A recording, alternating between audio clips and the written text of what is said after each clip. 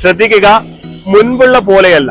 6 വരി പാതയുടെ പണികളെല്ലാം ഏകദേശം പൂർത്തിയായിരിക്കുകയാണ്.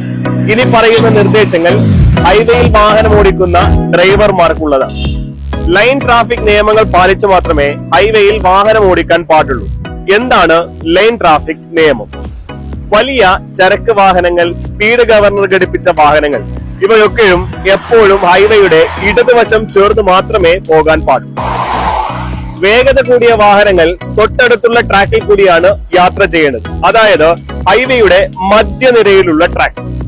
മൂന്നാമതായി കാണുന്ന ട്രാക്ക് എമർജൻസി ട്രാക്ക് അല്ലെങ്കിൽ ഓവർടേക്കിംഗ് ട്രാക്കാണ്.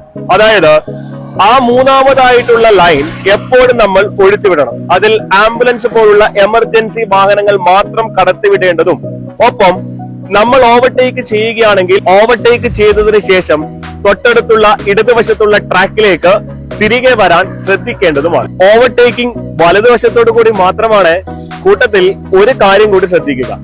ഓവർടേക്ക് ചെയ്യുന്ന സമയത്തും ട്രാക്ക് മാറുന്ന സമയത്തും നിർബന്ധമായും ഇൻഡിക്കേറ്ററുകൾ ഉപയോഗിക്കുക.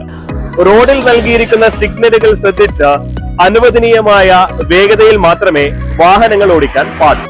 ഹൈവേയിൽ നിന്നും പുറത്തിറങ്ങുന്നത് കൃത്യമായി എക്സിറ്റ് കൂടി മാത്രമായിരിക്കണം. ഒപ്പം ഹൈവേയിലേക്ക് പ്രവേശിക്കാൻ നിശ്ചയിച്ചിട്ടുള്ള എൻട്രി വഴി മാത്രമേ പ്രവേശിക്കാൻ പാടുള്ളൂ.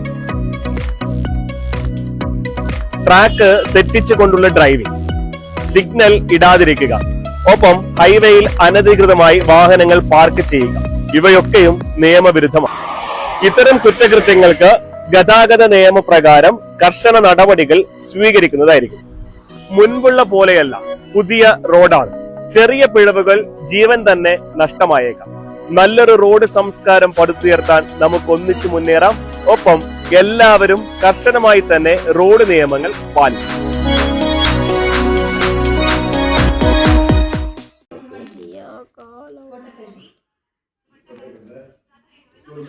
हाँ